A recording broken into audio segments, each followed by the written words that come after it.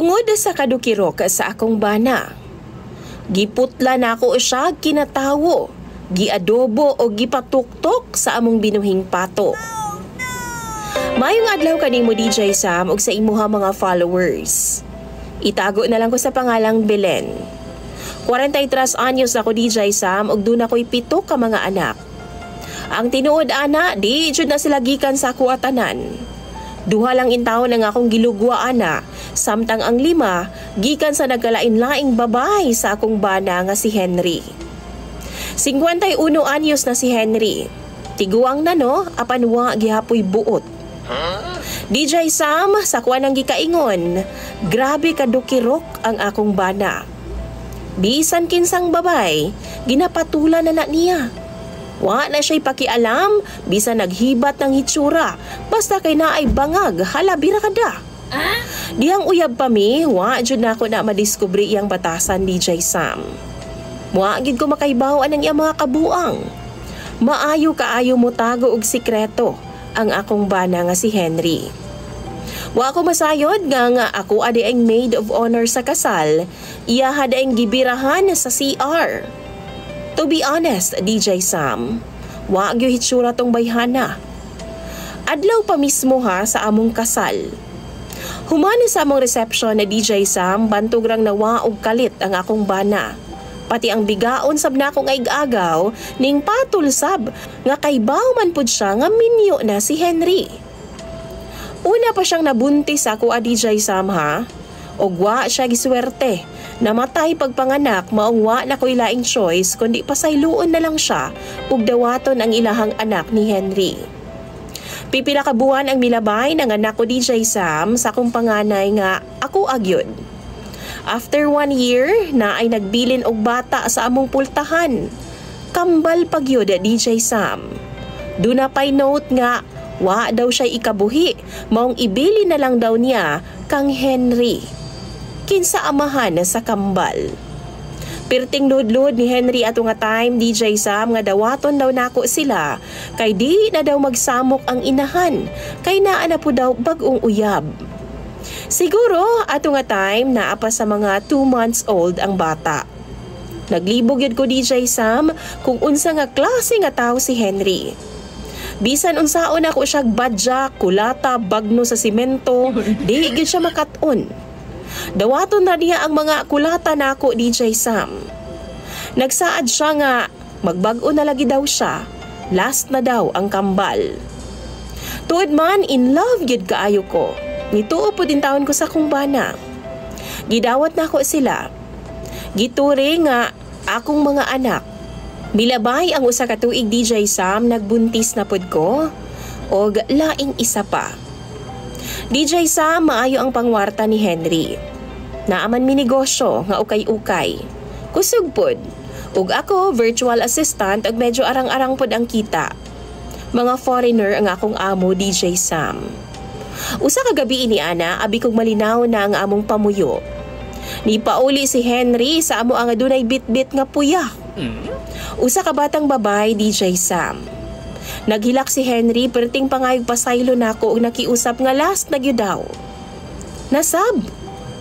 DJ Sam wa na gyud ko makaagwanta og gipalayas na gyud nako siya. Apan samtang pagawas siya, murag gikumot ang akong kasing-kasing pagtan-aw sa puya in tawon. Puros lalaki ang ako mga naunang anak DJ Sam. Maong babay man ang gibitbit ni Henry, gidawat na lang nako. Gawas diha ulan-ulan pa naman DJ Sam, maong giutong na lang pod nako ang tanan. Kung sumahon, wa gyoy sala ang bata sa gibuhat sa iya mga ginikanan. Mao tong gialagaan nako ang baby DJ Sam o gipalayas nako si Henry pagkaugma. Apan wa gyud ko gilungan sa buang. Perte jong ludlod sa gawas sa among panimalay nga usa pa daw kahigayon ang ihatag nako niya magbag-o na gyud daw siya. Wow. Mga buwan pud niyang gibuhat DJ Sam. Laliman kag nagluhod gikan sa among kapilya paingon sa among bahay DJ Sam kay last na jud lagi daw. Magbag-o na daw siya para sa iyahang mga anak. Nadapod ko niya, naluoy pud ko sa mga bata DJ Sam nga waon niya'y amahan. Ang mga bata dagko na ato nga time ug gani ang panganay niya na ana sa high school ug ang kambal elementary na. Napamahal og giako na pud nako silang tanan, DJ Sam. Kay sa tinuod lang, wa jud ko kailapod sa ilang mga inahan. Liban lang sa panganay, kay mao man daw ang anak sa akong ig-agaw.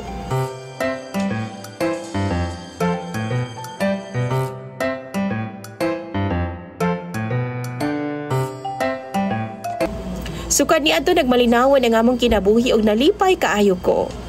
Hapsay na ang tanan. College na pod ang duha ka mga anak ug ang kambal nako DJ Sam na ana sa senior high school. Pero ni adto nga milabayng bulan lang, nagda na pod og puyah si Henry.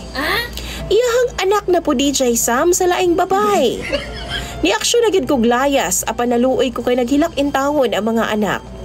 Kay baw mo gitabangan pagsumbag sa kambal ang amahan nila DJ Sam.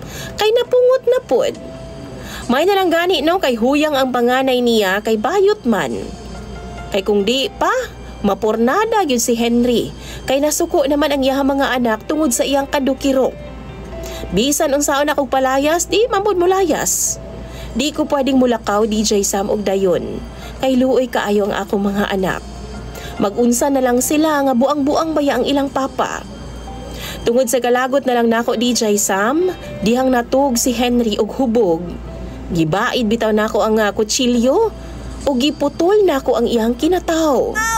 Perti niyang tiyabaw DJ Sam.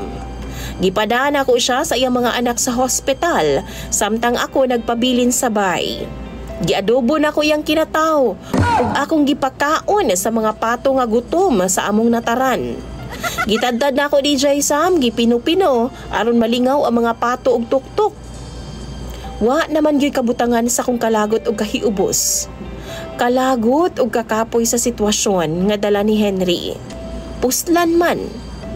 Karon suko kaayo si Henry nako. Gida siya sa iyang mga ginikanan dito sa ilang panimalay. Nakigbulag na gyud ko niya. Gusto na lang nakog suporta gikan sa iyaha para sa mga bata. Apan di siya musugot. Hinuon gihulga ko niya DJ Sam nga kasuhan daw ko niya kung ugaling di daw nako siya balikan. Somehow nadutlan kog nahadlok po DJ Sam. What if tinud-on niya? Mag-unsa na lang ang ako mga anak kung mapriso ko. Pero kung balikan pod nako siya, perti naman pod nakong punguta DJ Sam.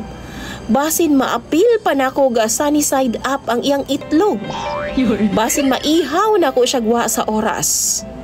Mao nang unsabay angay nakong buhaton mga followers o viewers na DJ Sam. Ginaampo nako ni, pero lisod gyud kaayo nga akong sitwasyon karon. Hulaton nako ang inyong mga tambag ug bambasahon nako na sa comment section. Imong sender ug follower DJ Sam, Belen.